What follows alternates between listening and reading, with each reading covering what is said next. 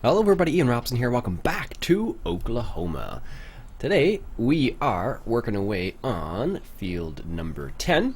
And as I mentioned in the previous episode, I talked about joining these two fields together, field 11 and field 12. Now field 11 has already been planted, but we're going to join these two fields together anyways. As you can see, we spread some lime down there, and the pH is like getting to that point where the yield just gets super crazily affected. So anyways, I got the John Deere 9560R, and I got the big John Deere 2623 VT, which is the big plow. That's from American Eagle Modding, once again. And today I'm joined on the server by Spud, once again. It's actually just the next day from the last time we were on the server together, so that's the reason why we're... Usually Spud and I are on in the morning, so... As you can see, it's 8 a.m. in the morning, so that's a typical time. Well, a bit later than I normally record, but it's all good. Anyways, just want to say thanks again to all my patrons. You guys are awesome. I really appreciate all the support that you guys give me. Have a lot of fun with you guys on the server all the time, so thanks again. Anyhow, let's go ahead and join these two fields up. So, I was using the GPS mod, and I'm going to have to allow it to create the field. There we go. That always helps. Perfect. So what I'm going to do is I'm just going to follow the GPS up until the other field here. Just up until about there. And then we'll lift that guy up. And what I'll probably do is I'll probably come back through with a grass seeder and make this edge all the same, because it's always annoying when you have like an edge that's not quite the same. But anyhow, so what we're going to do now is going to adjust over this way, and I don't want to destroy the field if I don't have to, because of course we already have something planted in there. So the GPS mod, plowing is fantastic, especially with a big plow like this. It's really easy. There we go. And let's just back up here. And then get lined up. Field 3 is perfect. Excellent. This is good. Excellent. Alright, so looks like it's lined up now. Let's go ahead and lower the plow. Nice. Alright, so we're going to join these two fields together, and it must have been Spud bringing that back around. And it looks like we're taking just a smidge off the edge, but it's not too bad. So like I mentioned, this was originally the grass field, and I originally had this set up so it was for animals, but then I realized we actually have alfalfa and clover on this map, so we actually don't need to plant just grass and just limit ourselves to grass. Which is good, because we can use alfalfa and clover. So what we might do is we might put down alfalfa and clover at some point in the near future. Maybe we could do it in field 10 actually, because the way it works, it doesn't, like, if memory serves, it doesn't regrow in the same way. Like, it's not like grass, where grass kind of takes over everything and you can't like cultivate it. Well, you can cultivate it up, but it acts a bit differently, let's just say that. So as you can see, we have $620,000, and that's because we had the great demand for sorghum, if you recall, and because of that we have all that money now, basically. Now I'm going to have to deal with that little area right there. Not sure how we're going to deal with it yet, so let's just make that turn. What I'm thinking is have this a bit of like a horse, not a horseshoe, but like a... So I'll just walk the path, I'm thinking. So like something like from here, so that you still have the path coming into the field, and kind of come around here and down into here. And we're going to try and keep the road here, because it's nice to have a little bit of a road to your pathway, or to your field. So what I'll do is I'll come up here, this little area here. I don't know why this tractor is like, it's funny, like The sound of it gets like super, super loud sometimes. It's really strange. Alright. Oh, that's so cool. If you can you guys see that? I don't know if you can or not. If you look at the plow real quick, you can see that it's flexed. It's not like flat. That's really neat. Some plows will do that, some plows won't. Especially the wider ones, so what I'm going to do is just get lined up here a little bit. Lower that down. And then going to go really, really, really slow here. Just going to go 5 kilometers an hour. Just so I don't take off too much of the field here. Because like I said, it has been planted already, so.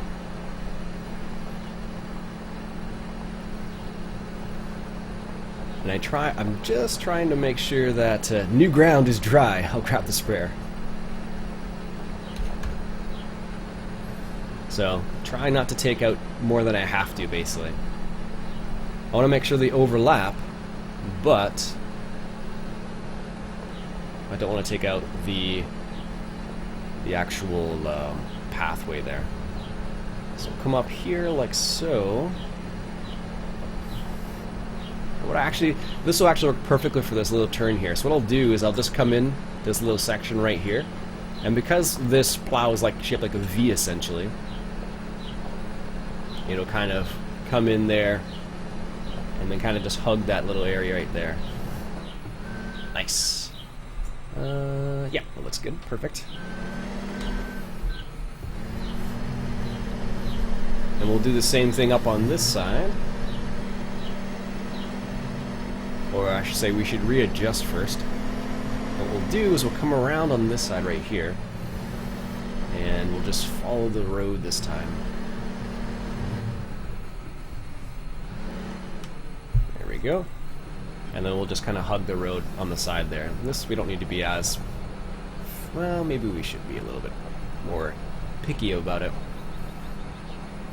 Now, one of the funny things is that if you do something like this, one thing you have to be careful about is if you don't own the field. Because it won't allow you to plow it, I believe, if you don't own the field. There we go. It's a bit better. Apparently the birds are going to make a lot of noise right now. They always do in the morning. I forgot to close my window. For whatever reason, if I don't, they are so loud. It's really funny. I can hear it in my microphone. I don't know if you guys can hear it or not. I think you can. But I always end up here in the morning. I'm going to give a little bit of a grass way just beside the road there. So I don't want it to look like it's, you know, the road. I guess it doesn't matter, really. Doesn't matter too much. Usually, a lot of farms do have like oh, you can see he did like just blocks right there. That's funny. A lot of farms do have like a road that's like right beside the field anyway. So normally I would be in first person view or in cab, I guess. But for this, I just think that it might be a better idea if I stay out of cab, just so we can have a nice looking field, a nice edge at least. Yeah, looks pretty good so far. And because this is going to be one big field, I'm just going to take out this little area right here. Now what's going to happen is there's going to be a point where it's going to say I don't own the field. I don't know where that's going to be, but that's probably good. Let's move that case out of the way there. This is, I think, everyone's favorite tractor. I think everyone uses this one the most. Out of all of the cases we have, I think this is the one everyone uses. It's pretty funny, actually. Also, that Vista sprayer, it's like a must on a farm of this size. Anything that has like a 40-meter spray, basically. Alright. Let's try and match up these edges a little bit. And we'll ask Spud what he thinks about that edge.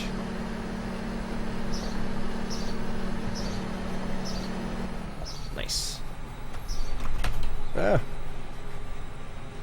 What do you think of the edge there? Jeez, it sounds like I'm from Northern Ontario. Northern. I don't know why, but like people from like Sudbury say that. If you've ever been to Sudbury, I imagine most of you that never have, because you're American, not Canadian. But some people, I know some of you guys are Canadian, so let's line it up like that. There we go. Put that cruise control back up to 20. There we go. And I don't know what the edge looks like all the way down, so I'm just overlapping a little bit here in this first pass, just to make sure that we have the space there. It's funny, you can see that part of it's been sprayed, part of it hasn't been sprayed. I don't know which part is which, mind you, but you can definitely tell in this view at least. So there you go, breaking new ground, so to speak, or re-breaking the ground because it needs to be, the pH needs to go up. As you can see, the pH is 6.3. Now, one of the cool little features of the soil mod is, I don't know if people know this now. I told Spud about this last night actually, and he didn't realize it was capable. But you can do this right here, and that'll give you a scan of the area you're in to show what the pH is like. And then, for example, if you look from the side profile like this, you can see that where the tractor is, it's yellow, and then after the tractor, it's green. And you can do that with all the different things in the soil mod, which is pretty neat. So, now one of the reasons why we did this, like I said, was because why is that like weird purple? Look at that. That's not right. I never noticed that before. Look at that. Is that I don't think it's supposed to be like purple like that. I didn't even notice that. We'll assume that's because of the lime. Yeah. That's what we'll go with. That's weird. That's totally like a purple, like a rainbow color almost. That's what you get sometimes. It's funny, like the whole model will be good, and then it'll be like one little tiny thing, and you're like, really? Come on now. I think this tractor can actually take water tanks in the front too, if I had to guess. Or not water tanks, but like spraying tanks. I think this is the one that Joe Lindbergh uses. I can't remember. Lindbergh J modding, sorry. I can never remember. But we do have, it's funny, I was actually double checking something the other day. We do have the soil mod conditioner on the server, and we also have the R45 Mendigo, I think it's called. Anyways, one thing that's interesting about that is that it actually adds moisture, so I am talking about, there it is, Mandaco.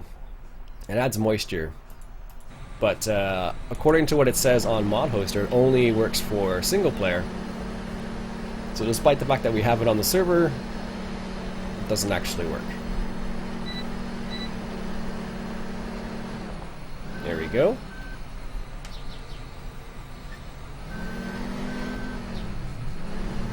So, I don't know if that is, that's just something I happened to notice the other day. I was like, oh, maybe that's why it doesn't work properly on the server. Because I know Donald's used it a few times, or tried to use it at least. And I know Spud has tried to use it unsuccessfully. And that's the same reason, basically. There we go. Want to make sure we don't leave any grass there. It's funny, I don't plow very often. I don't always... if I do plow, I like to use these types of plows just because it makes your life easier. Or like a box plow, like a square shaped one. Because if you get like a, I don't know, I'm terrible with the older style ones, and it takes forever as well. On some of these bigger size fields. Like, could you imagine doing this with like a 1 meter plow? I think Hitman 82 did that once on Pleasant Valley. So, oh well. Breaking new ground. I think that's what I'm going to name this episode. But you can see the pH here is slightly acidic, which is kind of getting to that range of, hey, that's not good, and your yield would be pretty terrible. I don't have my soil mod reference sheet up, but I think it's, if you get to like 5.4, I think it is, or 5.8, it drops down to like 70% yield bonus, so it's pretty bad. Looks like part of this has been sprayed. I don't know if Spud did part of that or someone else did. That might have been me, actually. I'm not even sure. Really, the only time we use the plow is for stuff like this, and if you spread manure down, that will also, you'll need to use the plow for that as well. Because of course with the soil mod, the plow is basically used for manure, and that's about it. We do have manure, but we don't have, well, we might have enough for this little area, I don't know. Do you think we have enough manure for this little area? I don't know, we might.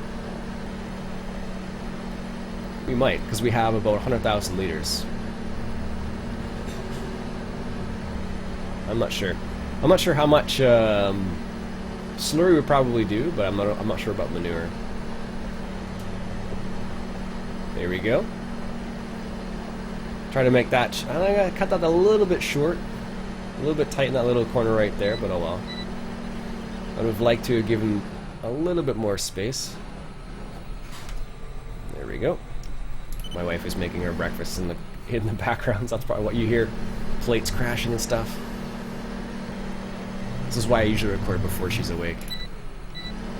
And I usually close the window too, so you can't hear all the birds, but say I love you sometimes. That's life. Awesome. I do love these big plows. It makes this job so much easier. Now in reality, I don't think this would actually plow the ground like it's suggesting in this area. It probably, this is like a disc in reality, not necessarily a plow. So it would wouldn't do. I don't think it would do exactly the same thing. If you're a farmer and you were to do this activity with a disc on a grass field like this, what would be the outcome? Let me know in the comments below. Because I'm pretty sure it wouldn't be this pretty. You'd see like green specks all over the place. I don't know. Like, I think some people do this, but it's more like to spread. I don't know. I'm not sure. I know my in-laws have a disc, but they don't use it like this. I think, do they actually have a plow? I don't know. I have to think about that now. They don't usually use the plow. They do have it. They have a roller, I think. They have like a, instead of it being like a flat roller, it's like a dimpled one, I think they call it. So, it's better for water, I believe, is why they use that particular style. I think Spud's just running around the field checking to see what the levels are like. This is a pretty rotten field though. Look at this. N is 1, PK is 3, and we have a slight acidity right here. So this field needs a lot of TLC, that's for sure. And that's one of the reasons why we plowed it. It's because in order to facilitate the use of this field more, we need to bring up that pH. Time for work, I'm off. Alright, Spud.